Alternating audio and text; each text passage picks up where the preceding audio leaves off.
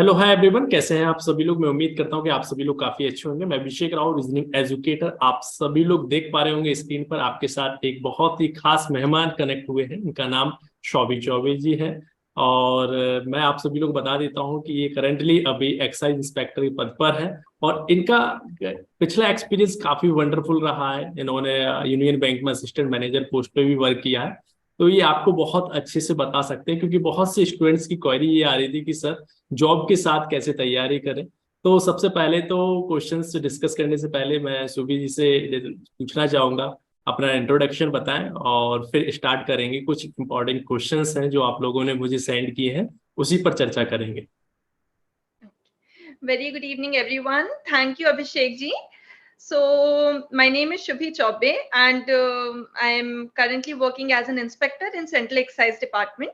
इसके पहले मैंने 3 साल यूनियन बैंक ऑफ इंडिया में एज एन आईटी ऑफिसर काम किया है, असिस्टेंट मैनेजर इंफॉर्मेशन टेक्नोलॉजी।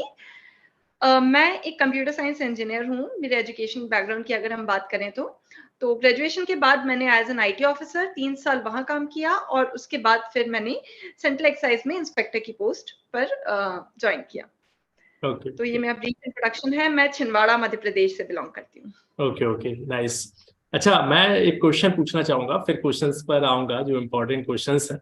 कि आपने सबसे पहले इंजीनियरिंग की है, उसके बाद फिर आपने यूनियन बैंक ज्वाइन किया। तो उसके बाद फिर सीजीएल आने में का क्या मोटिव रहा आपका, मतलब जॉब शिफ्ट करने का क्या मतलब। सबसे पहले आपने जो सपना देखा वो बैंक में जाने का देखा, तो फिर सीजीएल में कैसे मूव हुए। एक्चुअली सीजीएल 18 का प्रोसेस जब मैंने बैंक ज्वाइन किया था तब से ही स्टार्ट हो गया था। तो मैंने बैंक का एग्जाम देने के पहले सीजीएल 18 का एग्जाम दिया था, लेकिन उसके बाद फिर वो प्रोसेस काफी लंबी चली, जब तक कि मुझे यूनियन बैंक में 3 साल कंप्लीट भी हो गए थे, जब तक कि वो प्रोसेस खत्म हुई। तो ओके ओके। पहला एग्जाम तो एसएससी सीजीएल ही दिया था, बट उसके बाद फिर उसके जो उस समय और लंबा प्रोसेस होता था, tier 1, tier 2, right tier right 3, tier 4। तो वो होते इतना समय निकल गया। तो राइट। इनिशियली मेरा मोटिव एसएससी ही था। अच्छा अच्छा। तो मतलब अभी आप जो करंट जॉब में हैं, ये आपकी ड्रीम जॉब थी। जी, एक्चुअली मेरे ब्रदर इन जो गवर्नमेंट एग्जाम्स हैं और इन सभी की प्रिपरेशन वो भी कर रहे थे, तो उनसे मुझे काफी मोटिवेशन मिला इसके लिए। अदरवाइज जो कंप्यूटर साइंस इंजीनियरिंग के बाद आप ये होता है कि आप प्राइवेट सेक्टर में आपको जो प्लेसमेंट हो जाता है। मेरा एक कंपनी में प्लेसमेंट हुआ था, वहां पर ज्वाइन करने का सोचा था। कैट के लिए भी अपेयर हुआ था उस समय, और मुझे आईआईएम रोहतक और कुछ कॉलेजेस में एडमिशन भी मिल गया था। लेकिन फिर धीरे धीरे अपनी चॉइसेस एक्सप्लोर करते करते मुझे रियलाइज हुआ कि मुझे गवर्नमेंट सेक्टर में ही आना है। तो एसएससी सीजीएल में ये नहीं कहूंगी कि मैं बहुत समय से प्रिपेयर कर रही थी। मेरे ब्रदर ने मेरा फॉर्म फिल कर दिया था, मुझे नहीं पता था। मैंने एग्जाम दे दिया, तब पहला एग्जाम था वो मेरा गवर्नमेंट एग्जाम। उसके बाद फिर धीरे धीरे उसकी इम्पोर्टेंस समझ आने लगी, और मुझे लगता है कि ये मेरा बेस्ट डिसीजन था कि इस जॉब को ज्वाइन करना मेरा बहुत ही अच्छा डिसीजन था। अच्छा अच्छा। तो मतलब अभी आप जो करंट जॉब में हैं, तो इसका मतलब ये है कि आपका जो आपने बताया कि मेरा बेस्ट डिसीजन था, तो बहुत मजा आ रहा है मतलब करंट में जो अभी बहुत। जॉब। अच्छा। बिल्कुल। हाँ, क्योंकि बहुत से स्टूडेंट्स अपने ग्रेजुएशन कंप्लीट होने के बाद डिसाइड ही नहीं कर पाते हैं कि मुझे जाना कहाँ पर है। और सबसे बड़ी बात यही है कि आपने मतलब कहीं ना कहीं किस तरीके से तैयारी की, ये बहुत से स्टूडेंट्स के क्वेश्चंस होते हैं। और थोड़ा सा आप ये भी एक्सपीरियंस शेयर करना कि अपने मतलब जॉब के साथ कैसे तैयारी करें, ये सबसे पहले ही मैं इसी पॉइंट पर डिस्कस करना चाहता हूँ।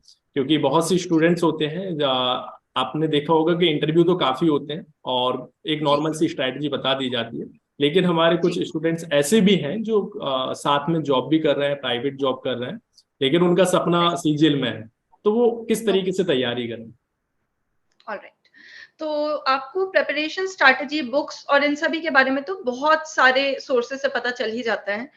जॉब के साथ तैयारी पे एक मैं आपको बताना चाहूंगी, और प्रिपरेशन स्ट्रैटेजी की जहां तक बात है उस पे भी हम बात करेंगे। लेकिन जॉब के साथ मैंने ये किया कि हमें टाइम नहीं मिलता है। अगर हम वर्किंग हैं तो वो सुबह 10 से 6 का आपका टाइम, उसके बाद फिर ट्रैवलिंग। तो मैं मुंबई में पोस्टेड थी यूनियन बैंक में, और जब ये सीजीएल का प्रोसेस चल रहा था तो मैं वहीं पर थी यूनियन बैंक में। तो मेरा जो ट्रैवलिंग टाइम था 1.5 घंटे ऑफिस जाने का और 1.5 घंटे लौट के आने का टाइम था। तो मैंने ये इंश्योर किया कि वो जो सुबह के 1.5 घंटे हैं और शाम के 1.5 घंटे हैं, वो किसी भी दिन वेस्ट ना हो। तो मैंने हर दिन सुबह और शाम को लौटते समय कुछ एक फिक्स्ड शेड्यूल बना लेती थी कि आज मुझे इस चीज़ का वीडियो देखना है, तो मैं अपने ईयरफ़ोन्स ऑन कर लेती थी। जो भी हम अपना कम्यूट जो भी चूज़ करते थे, उसमें मैं अपना ईयरफ़ोन्स प्लग इन करके और कुछ ना कुछ लेक्चर सुन रही होती थी। तो मैंने ये कोशिश की कि वो जो छोटे-छोटे गैप्स होते हैं टाइम के, लंच पीरियड होता है, कई बार उतना हेक्टिक नहीं होता है हमारे काम, तो हम कुछ उस टाइम को यूटिलाइज़ कर सकें। फिर उसके बाद वीकेंड्स पे जो ज़्यादा टाइम मिलता है, तो मैं कुछ शॉर्ट नोट्स बना लेती थी, जिनको मैं फिर इसमें रिवाइज़ कर पाऊँ, जो थोड़ा-सा भी टाइम मिले उसमें। तो ये टाइम का यूटिलाइज़ेशन बहुत इम्पोर्टेंट रोल प्ले करता है। Right, right, right. तो मैं यही इसी पॉइंट पर आपने काफी अच्छे से एक्सप्लेन किया, और मैं ये जानना चाहूंगा कि आपने एसएससी सीजीएल की प्रिपरेशन कब स्टार्ट की थी? मतलब आपने इंजीनियरिंग में ही अपना सीजीएल का, क्योंकि टेक्निकल बिल्कुल अलग है और सीजीएल अगर बात करें तो बिल्कुल अलग है, कॉम्पिटिटिव एग्जाम्स की बात करें तो बिल्कुल अलग है, क्योंकि मैं भी इंजीनियरिंग बैकग्राउंड से हूँ। तो मतलब आपने किस तरीके से फोकस किया? इसके साथ साथ अगर बात करें तो बैंकिंग का एग्जाम भी थोड़ा सा डिफरेंट है, तो कैसे मतलब जी, आपने तैयारी की, इस पे थोड़ा सा चर्चा करें। बिल्कुल। टू बी ऑनेस्ट, मेरा जो एसएससी सीजीएल का एक ऐसा नहीं था कि मैं कॉलेज टाइम से पढ़ रही हूँ, कॉलेज टाइम में मैंने सोचा भी नहीं था कि गवर्नमेंट सर्विसेज़ में जाना है। मैंने जैसा कि आपको बताया, मेरे ब्रदर ने मेरा फॉर्म फिल किया था। जब एग्ज़ाम की डेट आ गई, मैंने बहुत लंबे समय तक प्रिपेयर नहीं किया है। मैंने बहुत स्मार्टली उस चीज़ को तैयारी करी है। मैंने बैक ट्रैक किया। सबसे पहले मैंने मॉक टेस्ट अटेम्प्ट किया और देखा कि कौन-कौन से वीक एरियाज़ हैं। मैं कहती हूँ कि अगर आप बहुत ही ज़्यादा आपका कोई एरिया वीक है, तो भी आपको पता तो चले कि आपको काम किस पे करना है। तो पहले एक मॉक टेस्ट अटेम्प्ट करके एक अंदाज़ा लग जाता है कि ठीक है, we are standing somewhere in English, हमारा क्वांट वीक है, हम रीज़निंग में यहाँ पे इन एरियाज़ में वर्क करना है। पहले समझ आ जाए कि करना क्या है। एग्ज़ाम की तैयारी के पहले ज़रूरी होता है, एग्ज़ाम आपसे माँगता क्या है उसकी तैयारी। उसको समझो कि एग्ज़ाम आपसे माँगता क्या है। तो राइट। उस एग्ज़ाम पे रिसर्च करना कि किस तरह के क्वेश्चंस पूछे जाते हैं हर साल और मेरा कौन-सा एरिया वीक है, उस पे मैंने ध्यान देकर और एक-एक सेक्शंस को उठाकर उनके ऊपर यूट्यूब पे कुछ वीडियोज़ होते थे, कोई शॉर्ट ट्रिक्स सर्च कर लेती थी, कोई जैसे कि उस समय हम लूसेंट से जो जीएस पढ़ रहे थे, तो इस तरह की चीज़ें। उसके बाद फिर थोड़ा पढ़ के फिर कितना इम्प्रूव हुआ है, फिर मॉक टेस्ट अटेम्प्ट करके देखा, फिर देखा कि इस तरह के क्वेश्चन मुझसे नहीं बन रहे हैं, ठीक है, रीज़निंग में मुझे ये सवाल नहीं बनता है, तो इस क्वेश्चन इस पर्टिकुलर एरिया को सॉल्व करने का कोई तरीका होता है, बेहतर तरीका, तो उसको सर्च किया।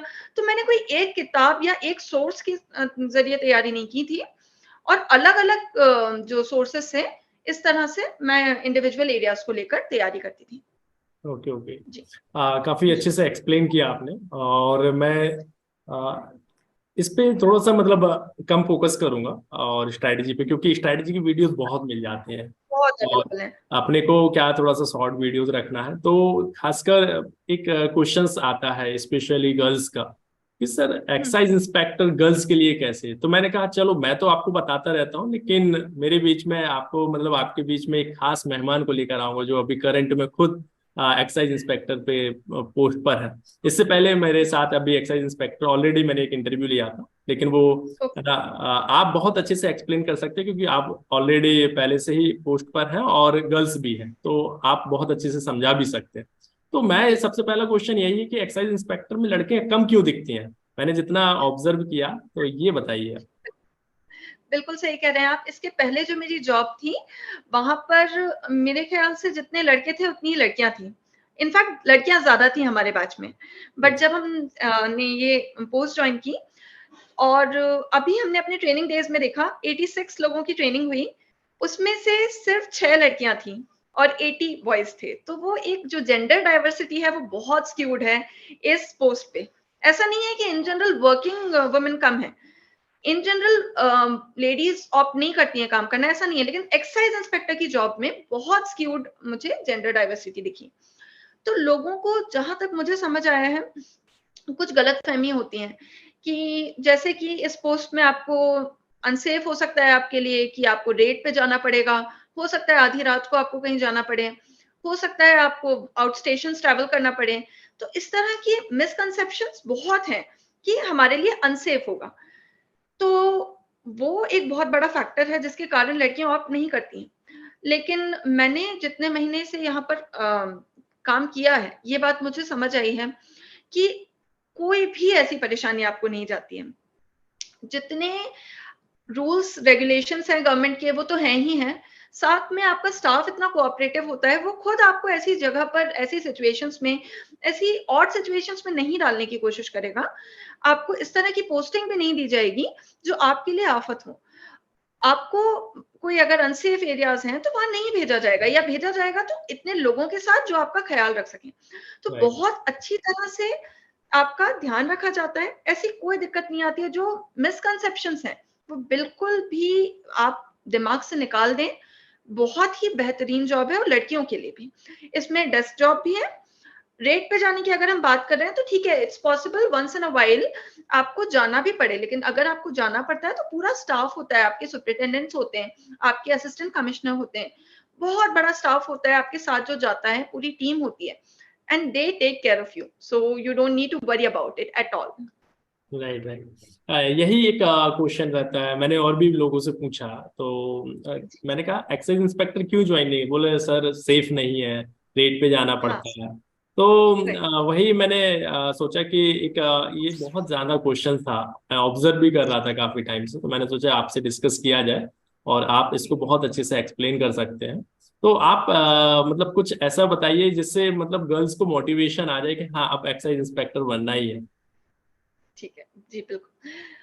सबसे पहले तो जो लड़कियां जॉब ही ऑप्ट नहीं करती हैं सोचकर कि उनके लिए मुश्किल होगा, बहुत सारी चीजें होती हैं, ये बात गलत नहीं होगी अगर मैं कहूँ तो, कि बहुत एक बड़ा पोर्शन है हमारे देश में लड़कियों का, जिनको उतना सपोर्ट फैमिली से नहीं भी मिल पाता है, कि वो अपने बच्चियों को बाहर भेजने में डरते हैं कि बहुत दूर घर से पोस्टिंग मिलेगी तो आप जॉब मत करो पढ़ाई के बाद।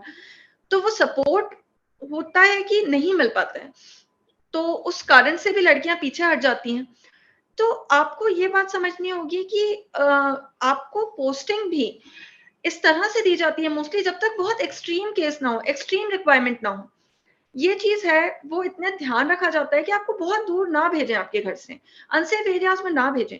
तो वो आपके लिए कंसर्न नहीं होना चाहिए। दूसरी बात, आप अगर एक जॉब ज्वाइन करते हो, दो चीजें होती हैं, एक वर्किंग और एक नॉन वर्किंग। अगर आप काम नहीं कर रहे हो, I truly respect that, that's your choice. लेकिन एक और चीज होती है कि being self sufficient is a very good feeling. तो मेरा ये कहना है कि आपने अगर इतनी पढ़ाई लिखाई करी है तो आप जॉब बिल्कुल ऑप्ट करें। एक्साइज हम्म। इंस्पेक्टर की जॉब की अगर मैं बात करूं, तो यहाँ पे आप देखेंगे वर्क प्रोफाइल इतनी इंटरेस्टिंग है, इतने डाइवर्स एरियाज में आप काम कर सकते हैं। आपके पास मौका होता है कि आप डिपार्टमेंट ऑफ रेवेन्यू इंटेलिजेंस में भी जा सकते हैं आगे जाकर। आप ईडी भी ज्वाइन कर सकते हैं। ज्वाइन एज आपको डेप्यूटेशन पे भेजा जाता है, कुछ प्रोजेक्ट्स के लिए भेजा जाता है। अगर आप इंटरेस्टेड हैं तो आप सीबीआई में भी जा सकते हैं। इतना कुछ है इस एक जॉब में कि वो हमें भी ट्रेनिंग में पता चला। जब हमारे पास जो हायर ऑफिशियल्स होते थे डीआरआई के, even director general of police, सारे जो हायर ऑफिशियल्स हैं, उन्होंने आकर हमको एड्रेस किया ट्रेनिंग में, और हमें बताया कि हमारी अपॉर्चुनिटीज कितनी हैं। तो हम सभी इतना ज्यादा अपने डिसीजन को लेकर खुश हुए कि हमने सही फैसला लिया है इस पोस्ट को ऑप्ट करके, क्योंकि इसमें लिमिटलेस पॉसिबिलिटीज हैं, लिमिटलेस अपॉर्चुनिटीज हैं। एज पर योर इंटरेस्ट आप कस्टम में पोस्टिंग हो सकती है आपकी, आप रेंज में पोस्ट हो सकते हो, बहुत सारी चीजें हैं। तो उस पर भी हम बात करेंगे। लेकिन हाँ, आपने जितनी भी चीजें सोची होंगी, ये जॉब आपको मैक्सिमम चीजें बिल्कुल देगी, और आप सेटिस्फाइड रहेंगे अपनी जॉब से। तो बिल्कुल आप ऑप्ट करें इस जॉब के लिए। Right right. चॉइस में लोग इसको नीचे रख देते हैं कई बार। तो मैंने जैसे ही मेरी ट्रेनिंग खत्म हुई थी, मैंने यही एक अपने यूट्यूब चैनल पे एक वीडियो बनाया था कि ये गलती आप ना करें, क्योंकि इतना डाइवर्स है ये जॉब कि आपको इतनी अपॉर्चुनिटीज मिलेंगी जो आपको पता भी नहीं होगा कि एक्साइज इंस्पेक्टर रहते हुए आप ईडी में भी जा सकते हैं, आप सीबीआई में भी जा सकते हैं, डीआरआई में भी जा सकते हैं। Right right. तो आप इसको प्रेफरेंस में रखें। बिल्कुल बिल्कुल।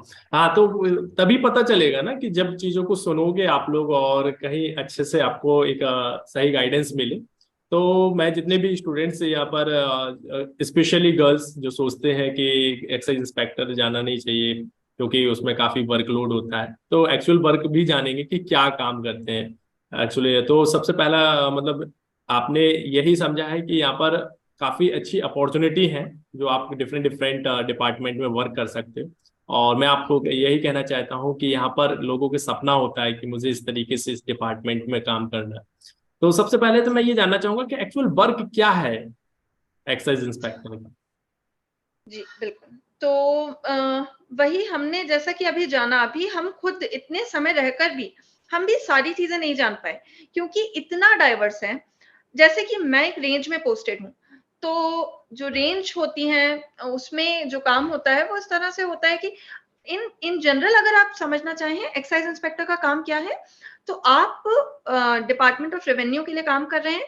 आपको सरकार को रेवेन्यू अ, कोई स्टॉपेज ना हो, कुछ भी ऐसा ना हो राइट। कि सरकार का रेवेन्यू कहीं रुक रहा है।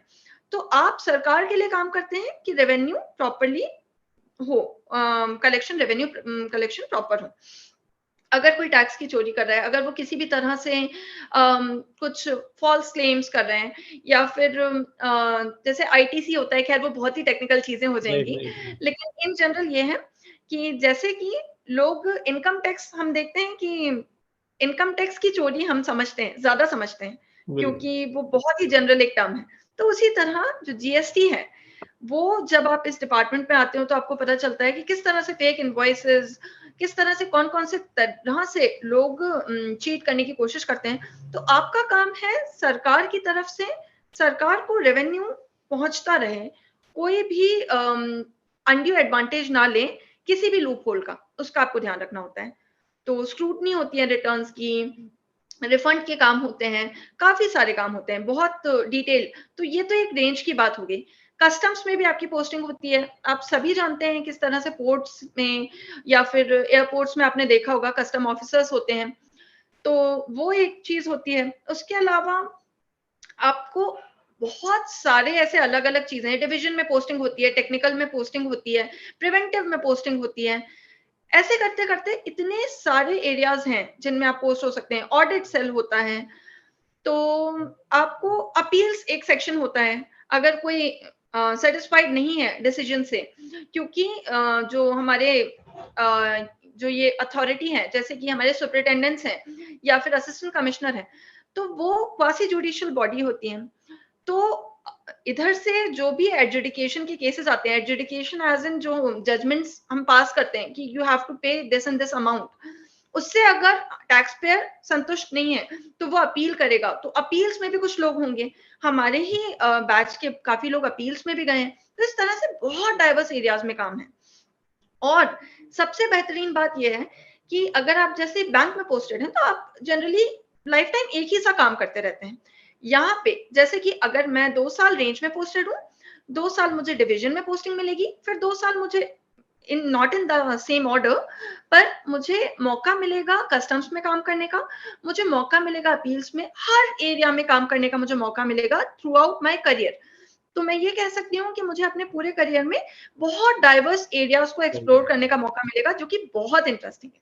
Right right right. तो यही मतलब होता है कि एक इंसान होता है ना, तो वो एक प्रॉपर मतलब अगर देखा जाए तो एक ही काम से मतलब बोर हो जाता है। अगर यहाँ पर देखा जाए तो कहीं डिफरेंट डिफरेंट डिपार्टमेंट से इतनी जगह काम करना पड़ता है, तो वो काफी इंटरेस्टिंग सा बना रहता है, तो वो काफी अच्छी बात है। और जी। मैं यही जानना चाहता हूँ कि अच्छा ये बताइए यहाँ पर कि जब एक्साइज इंस्पेक्टर जब ज्वाइन करते हैं, तो इसमें ट्रेनिंग में क्या क्या सिखाया जाता है, किस तरीके से, शॉर्ट में थोड़ा सा समझाइए इसमें। ट्रेनिंग ट्रेनिंग प्रोग्राम हमारा काफ़ी एक्सटेंसिव होता है। 100 डेज़ ट्रेनिंग प्रोग्राम था, उसमें हमको सारे डिपार्टमेंट्स जिनमें हमें आगे चल के काम करना पड़ सकता है, उन सभी के बारे में प्रॉपर ट्रेनिंग मिलती है। हमें क्या-क्या काम करना रहेगा, उस बारे में, रिटर्न्स के बारे में, हर तरह से हमें यही सारी चीज़ें सिखाई जाती हैं कि हमें क्या-क्या काम करने पड़ेंगे। सबसे इंटरेस्टिंग पोर्शन होता है हमारी 14 दिन की पुलिस ट्रेनिंग। उसमें वो बहुत ही एक्सट्रीम ट्रेनिंग होती है, एक तरह से कहा जा सकता है, जिसमें हम जैसे कि हम इमेजिन करते हैं, हम एक दिन में कितना ही वॉक कर लेते होंगे इन जनरल। आप 5000 स्टेप्स चल लेते होंगे तो वो भी बड़ी बात है। Just yesterday I was looking at my phones step counter, तो हमारी जो पुलिस ट्रेनिंग थी उसमें एक दिन में हम 17,000 से 20,000 स्टेप्स चलते थे। अरे तो वो उस ट्रेनिंग ने हमारा जो एक फिजिकल ट्रेनिंग कहलाती है वो हमारी, उसमें आपको आर्म्स ट्रेनिंग भी होती है, आपको गन ऑपरेट करना सिखाया जाता है, हमें लाइव फायरिंग कराई जाती है, कंपटीशन होते हैं रियल गन्स के साथ, और हमको जो फायरिंग रेंज ले जाया जाता है जहाँ पे आर्मी वगैरह के भी जो भी प्रैक्टिस होती है, तो हमें फायरिंग रेंज ले जाया जाता है, वहां पर हमें शूटिंग वगैरह करनी होती है। बहुत ही इंटरेस्टिंग ट्रेनिंग होती है वो। ये तो तो काफी वो जो 14 वंडरफुल एक्सपीरियंस रहता होगा। बिल्कुल, बिल्कुल। उसमें हमें 14 दिन पूरा एक जो पुलिस का काम है, वो सारी चीज़ें, किस तरह से फायरिंग और हर तरह से वो फिज़िकल एक्सरसाइज़ भी उतनी होती है, रनिंग भी उतनी होती है, योगा से लेकर क्लासरूम ट्रेनिंग भी होती है, मॉक ड्रिल्स, AK-47 हमें मतलब एक वो होता है ना कि जैसे हम सुनते हैं, राइट तो राइट। हमें सिमुलेशन फायरिंग में AK-47 भी ऑपरेट कराई गई, गन्स को खोलना, जोड़ना, बहुत कुछ। तो वो मतलब चीज़ें पूरी ऐसी होती हैं कि वन्स पूरी इन अ लाइफ तरीके टाइम से स्ट्रांग कर दिया जाता है, बिल्कुल, बिल्कुल। तैयार कर दिया बिल्कुल, जाता है, किसी भी सिचुएशन बिल्कुल। में तैयार। जी, जी सर। तो इस तरह से जो ट्रेनिंग है एक बहुत ही होलसम एक्सपीरियंस होता है। तो वो सबसे बेहतरीन पार्ट है। तो आप सभी मुझे लगता है कि you should look forward to that. Right. अच्छा, क्या होता है कि बहुत ही एक इंटरेस्टिंग सा क्वेश्चन है, ये अक्सर देखने को मिलता है कि जी। एक्साइज इंस्पेक्टर अगर ज्वाइन करते हैं तो सैलरी कितनी मिलती है न्यू ज्वाइनिंग। ये बहुत लोगों का सबसे पहला क्वेश्चन यही मिलता है, क्योंकि बहुत से स्टूडेंट्स को मोटिवेशन सैलरी से ही मिलता है। बिल्कुल, सबसे पहला बिल्कुल। वो क्वेश्चन बात उनका यही रहता है। जायज़ भी है और वो बात जायज़ भी है क्योंकि इनिशियल मोटिवेशन तो वही होता है हमारा जॉब का। फिर धीरे-धीरे और चीज़ें आते जाती हैं, तो होते जाता है। तो देखिए 3 कैटेगरीज़ में डिवाइडेड होता है, X class city, Y and Z. तो आप किस में पोस्टेड हैं, उस पे डिपेंड करता है कुछ चीज़ें। लेकिन एक रफ़ अंदाज़ा लगाएँ तो 60,000 से लेकर 5,000 आप मान सकते हैं। जैसे ही आप जॉइन करते हैं तो 60 टू 65,000 की रेंज में आपको सैलरी मिलती है। अगर आप ज़ेड क्लास सिटी में हैं, वाई में हैं, एक्स में हैं, तो उसके हिसाब से वो थोड़ा वेरी होता है। But it's around 60 to 65,000 right right. in hand, and that's after deducting the other things. So it's 65,000 almost. Okay okay. काफी अच्छा है, अभी अगर देखा जाए तो काफी अच्छा पैकेज, अच्छी सैलरी है। और जी मैं सर। थोड़ा सा ये भी जानना चाहूंगा कि इसमें थोड़ा सा आप प्रमोशन का आइडिया बताइए कि क्या किस तरीके से इसमें प्रमोशन होते हैं इसमें। प्रमोशंस का थोड़ा-सा कंसर्न बीइंग ऑनेस्ट जो इस डिपार्टमेंट में बहुत फास्ट प्रमोशंस तो अभी नहीं है। तो प्रमोशन एक नेगेटिव पॉइंट है इस डिपार्टमेंट में अभी। अ, सीनियॉरिटी बेसिस पे होता है पहले, लेकिन जो था सिनेरियो उससे काफ़ी इम्प्रूव हो गया है। पहले काफ़ी स्लो थे प्रमोशंस, मतलब 20 साल लग जाते थे इंस्पेक्टर से सुपरिटेंडेंट बनने में। ओके। अब 6 इयर्स 5 टू 6 इयर्स में आप इंस्पेक्टर से सुपरिटेंडेंट हो सकते हैं। तो राइट या 6 टू 7 इयर्स आप बोल सकते हैं। थोड़ा स्लो है, राइट राइट। लेकिन वो सिचुएशन अब इम्प्रूव हो रही है राइट। धीरे-धीरे। और भी फैक्टर्स पे डिपेंड करता होगा प्रमोशंस। क्योंकि प्रीवियस बैच कितना बड़ा है, राइट तो राइट। पहले से उनका प्रमोशन होगा सीनियॉरिटी बेसिस पे क्योंकि सब कुछ होता है, तो वो बैच पे भी डिपेंड करता है। लेकिन अब काफ़ी इम्प्रूव हो गया वो सिचुएशन। तो धीरे-धीरे आप जब तक जॉइन करेंगे वो 5 साल में इंस्पेक्टर टू सुपरिटेंडेंट आप एक्सपेक्ट कर सकते हैं, 5 टू 6 इयर्स। राइट। मैं यहाँ पर एक बार सीरियल में ये भी देखता हूँ कि जैसे ही कोई बैच निकलता है तो हर बार कहीं ना कहीं लोगों की प्रेफरेंस बदलती है। कुछ जो रैंकर्स होते हैं वो सबसे पहले टॉपर्स होते हैं, वो अभी कुछ दिनों पहले एमईए का क्रेज चल रहा था, फिर इनकम टैक्स का बना। तो जी, जी। क्या मतलब कहना चाहोगे इस पे, मतलब या मतलब सभी मतलब जितने भी डिपार्टमेंट्स हैं कहीं ना कहीं अपने आप में कुछ अलग खूबियां रखते हैं, तो इस पे क्या बिल्कुल। बोलना चाहोगे। देखिए हर इंसान की अपनी एक प्रेफ़रेंस होती है। जैसे जो लोग दिल्ली में रहना चाहते हैं, वो एमईए ऑप्ट करते हैं। जिनको अपने घर के करीब पोस्टिंग चाहिए, वो ये देखते हैं फिर कि उस साल जो वैकेंसीज़ हैं, वो उस एरिया में किस पोस्ट की हैं। कुछ लोगों की प्रायोरिटी होती है कि सैलरी ज़्यादा हो जहाँ, कुछ लोगों राइट की जैसे कि हमारे पास एक डबल एओ की भी पोस्ट है, वो गेज़ेटेड पोस्ट है। तो कुछ लोगों की वो भी होती है प्रायोरिटी। तो it totally depends upon your priority. हर जॉब ही अच्छी है, तो आपकी प्रायोरिटी पे डिपेंड करता है कि आपको क्या चीज़ ऑप्ट करनी है।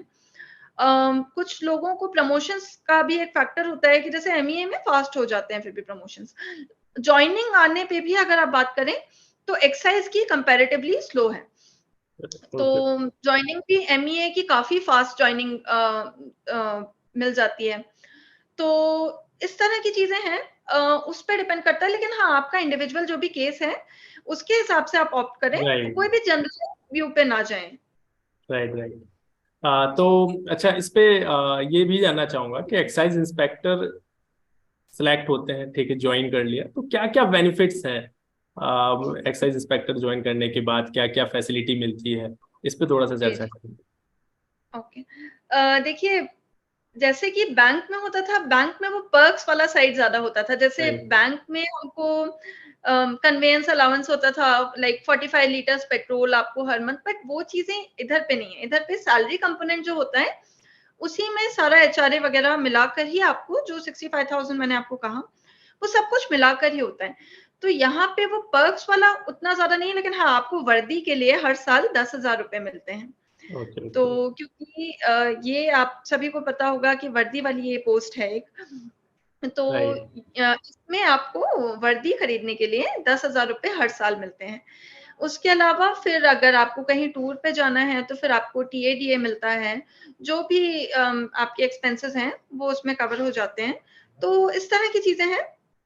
सैलरी और सबसे बड़ा एक जो वो वर्दी का एक राइट। होता है, जो उस चीज़ का वो सबसे बड़ा एक पर्क फील होता है इस जॉब में। बिल्कुल बिल्कुल। जी, जी। क्योंकि जब कंधों पर 3 स्टार हो, तीन तीन, तो फिर वो जी, मतलब एक अलग ही मतलब शोभा बढ़ जाती है, मतलब हाँ लगता है कि हाँ कि कुछ कर रहे हैं, एक प्राउड फील बिल्कुल, होता है, लोग भी मतलब बहुत ही अलग नजर से देखते हैं। तो बिल्कुल ये सर। कहीं ना कहीं मतलब और अगर जॉब से कंपेयर करें तो इसका मतलब कहीं ना कहीं बहुत लोगों से अलग रिस्पेक्ट या खुद में सेल्फ कॉन्फिडेंस इतना मिलता है कि हाँ, अच्छा लगता है। बिल्कुल सर। आ, मैंने 3 साल बैंक में भी जॉब किया, that was a very good job, no doubt. उसके अपने पर्क्स थे, बट मुझे जब मैंने यहाँ पर जॉइन किया तब मुझे पहली बार ऐसा फील हुआ, although that was also public sector bank, but यहाँ जॉइन करने के बाद मुझे फील हुआ कि ये सरकारी नौकरी वाली जो फीलिंग होती है, जो प्रॉपर, राइट राइट। जो आप वर्दी पहन के ऑफिस जा रहे हैं, जो एक अलग चीज़ें होती हैं, तो काफ़ी मुझे अच्छा लगा ये। Okay okay. अच्छा, मैं ये भी जानना चाहूंगा थोड़ा सा कि एक्साइज इंस्पेक्टर मतलब होता क्या है, इन लोगों को दोनों मतलब दोनों वर्क होता है, डेस्क जॉब भी रहता है और फील्ड में भी जॉब रहता है, तो कितना कैसे, मतलब थोड़ा सा इसको डिफाइन करोगे, क्या कितना काम किसी फील्ड में कब जाना पड़ता है, कैसे क्या। जी, डिपेंड करता है कि अगर आप किस चीज़ में, किस एरिया में पोस्टेड हैं। जैसे अगर आप रेंज में पोस्टेड हैं, तो आपको फिजिकल वेरिफिकेशन के लिए कभी जाना पड़ सकता है। उसके अलावा बहुत ज़्यादा आपका फील्ड वर्क जब आप रेंज में पोस्टेड होते हैं तब नहीं होता है। डेस्क जॉब ही होता है उस समय। अगर आप दूसरे एरियाज़ में पोस्टेड हैं, ऑडिट वगैरह में, या फिर अगर आप प्रिवेंटिव में हैं, तो उसमें आपको काफ़ी ज़्यादा ट्रैवल करना पड़ता है, काफ़ी आना-जाना पड़ता है। तो डिपेंड करता है, और कोई भी एक पोस्टिंग आपकी परमानेंट नहीं है। 2 साल सेंसिटिव पोस्ट जो होती हैं, जिसमें आपका डायरेक्ट पब्लिक से इंटरैक्शन होने वाला है, उसमें आपको 2 साल ही रखा जाता है, फिर आपको शिफ्ट कर दिया जाता है नॉन सेंसिटिव में। तो जो नॉन सेंसिटिव है, वो तो प्योरली डेस्क जॉब है। जो सेंसिटिव पोस्टिंग होती हैं, जैसा कि मैंने आपको बताया प्रिवेंटिव हो गया, तो राइट आपका टैक्स पेयर से डायरेक्ट इंटरैक्शन होगा। रेंज में भी आपका डायरेक्ट इंटरैक्शन होता है टैक्स पेयर से। तो इसमें बहुत ज़्यादा तो नहीं, लेकिन जैसे कभी आपके पोर्टल पे आ जाता है, आपको फिजिकल वेरिफिकेशन के लिए जाना है, तो वो पीवी के लिए आप जाएँगे, जो भी टैक्स पेयर का लोकेशन है, आपको फिजिकली जाके वेरीफाई करना पड़ेगा कि ये पार्टी वहाँ एक्चुअली है या नहीं, किसी तरह कोई फ्रॉड तो नहीं है, कुछ ऐसा तो नहीं है। तो इस तरह की चीज़ें, बट बहुत ज़्यादा तो नहीं रहता है। ऑडिट वगैरह में रहती हैं चीज़ें। Okay okay. हाँ, आपने काफी अच्छा एक्सप्लेन किया, और ये मतलब बहुत से मतलब कहीं ना कहीं चीजें मिस हो रही थी, तो मैंने सोचा कि आपसे एक बार डिस्कस किया जाए, और काफी अच्छे तरीके से आपने एक्सप्लेन भी किया। और थैंक लास्ट यू पे सो बस एक क्वेश्चन और भी है मेरा, मतलब ये पूछना मच। चाहूंगा कि मतलब जो अभी 2023 में जो न्यू बिगनर हैं, जो अभी तैयारी कर रहे हैं, अभी जी, जी। नोटिफिकेशन आया है, फॉर्म भी भर रहे हैं जी कुछ, तो उनके लिए क्या कहना चाहोगे? जी। देखिए एग्ज़ाम पैटर्न चेंज हो चुका है, तो अभी आपको अपना अप्रोच भी थोड़ा-सा चेंज करना है तैयारी का। 90 डेज़ अभी ऑलमोस्ट बचे हैं, तो मैं 90 डेज़ प्रिपरेशन स्ट्रैटेजी पे एक वीडियो आज ही पब्लिश करने वाली हूँ अपने चैनल पे, तो आप सभी देख सकते हैं, मैं डिस्क्रिप्शन में लिंक सर डाल देंगे। बिल्कुल। तो उसपे तो हम वहाँ स्ट्रैटेजी की बात कर लेंगे। आपके लिए मेरी एडवाइस ये है कि आप सभी मॉक टेस्ट पे सबसे ज़्यादा फ़ोकस करें, क्योंकि अभी आपको ये देखना है कि आप कहाँ स्टैंड कर रहे हैं। जितना आपने पढ़ा है, वो आप कर पा रहे हैं ठीक से अटेम्प्ट या नहीं कर पा रहे हैं?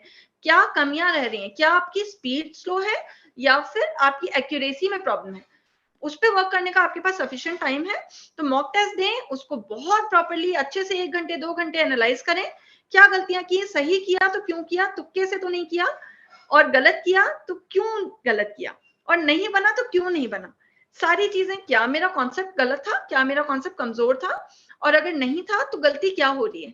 गलतियाँ लिखें अपनी सारी। आज गलती लिख लोगे तो एग्ज़ाम में नहीं होगी। तो राइट। अपनी गलतियाँ जो-जो एग्ज़ाम में कर सकते हो वो आज ही लिख लो और उन पे काम करो, बस। बिल्कुल बिल्कुल। सबसे पहले वही है ना कि अपने आप को चेक करिए, आप कौन सा आपका बिल्कुल, सब्जेक्ट स्ट्रांग है, कौन सा वीक है, और अपनी कमियों को नोट डाउन करें। और क्योंकि होता क्या है एक्चुअली उस पे ही वर्क करना है जिसमें आपको लग रहा है कि हाँ इसमें वीक हूँ या इसमें बार बार गलती होती है, तो उसको पॉइंट आउट करें और उस पर फोकस करें। काफी अच्छे आपने एक्सप्लेन किया। बस एक और और चीज़ है, कुछ कुछ क्वेश्चंस ऐसे होते हैं जिनके लिए शॉर्ट ट्रिक्स भी होती हैं कुछ हमारी। हम वो लॉन्ग मेथड से सॉल्व करने जाते हैं जो हमने स्कूल में सीखा था। लेकिन वही क्वेश्चन अगर मेरा शॉर्ट ट्रिक से सॉल्व हो रहा है, तो फिर जैसा कि आप रीजनिंग में देखते होंगे, जैसे आप पढ़ाते हैं, तो उसमें कुछ क्वेश्चंस ऐसे होते हैं जैसे कि हमारे इनइक्वालिटी के क्वेश्चन हो गए, वो शॉर्ट ट्रिक से भी सॉल्व हो सकते हैं। तो राइट। वो जो टाइम बचेगा वो लेंथी क्वेश्चंस में बहुत काम आएगा। तो आप लोग स्मार्टली पढ़ाई करें। हार्ड वर्क तो आप कर ही रहे थे इतने समय से, आप स्मार्ट वर्क करें। बिल्कुल जी, बिल्कुल। बिल्कुल, क्योंकि कुछ चीजें ऐसी हैं जिसको आप बहुत ही कम समय में सॉल्व कर सकते हैं, और कुछ चीजें ऐसी हैं जिसमें शॉर्ट ट्रिक्स अप्लाई नहीं होती है। तो कहीं ना कहीं जी, आप सभी लोगों को हर चीज पे फोकस करना है। बहुत अच्छे से आपने एक्सप्लेन किया, और मैं जितने भी न्यू एस्पिरेंट्स हैं, जितने भी तैयारी कर रहे हैं, उनसे मैं यही कहूंगा कि जितना भी चीजें आप सभी लोगों को बताया गया, अगर अच्छे तरीके से आप लोग फॉलो करते तो 100% आपका सिलेक्शन जरूर होगा। और मैं ये चाहता हूँ कि यहाँ पर जो मैं राव विद टॉपर्स को चलाता हूँ, यहाँ पर जैसे यहाँ पर मेरे साथ सुबी जी कनेक्ट है, तो मैं चाहता हूँ कि आप लोग भी सिलेक्शन लें और यहाँ पर जल्दी से मेरे साथ कनेक्ट हो।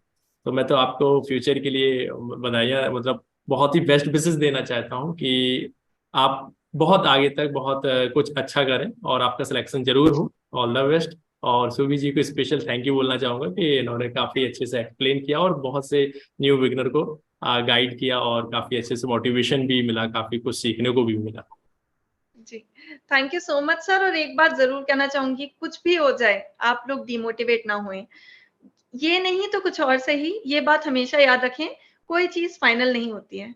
तो आपके पास हो सकता है और बेहतर चीज़ भी आ रही होगी, ये तो होगा ही होगा, लगे रहें। लेकिन ये सोच के ना लगे रहें कि ये नहीं तो कुछ नहीं। वो जो थिंकिंग बिल्कुल है, मोटिवेट मत होने दें। बहुत अपॉर्च्युनिटीज़ हैं लाइफ में। बिल्कुल बिल्कुल बिल्कुल। तो आप थैंक लोगों यू का सो अगर कोई क्वेश्चंस रह गया होगा तो वीडियो के नीचे कमेंट्स कर दीजिएगा। फिर से मैं ऐसा नहीं है कि बस एक ही बार कनेक्ट हुए। आपके अगर कोई क्वेश्चंस रह गया, कोई जेन्युइन है, तो फिर से कनेक्ट होंगे और आप सभी लोगों के क्वेश्चंस का जवाब जरूर दिया जाएगा। तो सभी लोग जितने सर। भी चैनल पर न्यू है, चैनल को सब्सक्राइब करते रहें। ओके, ठीक है, थैंक यू।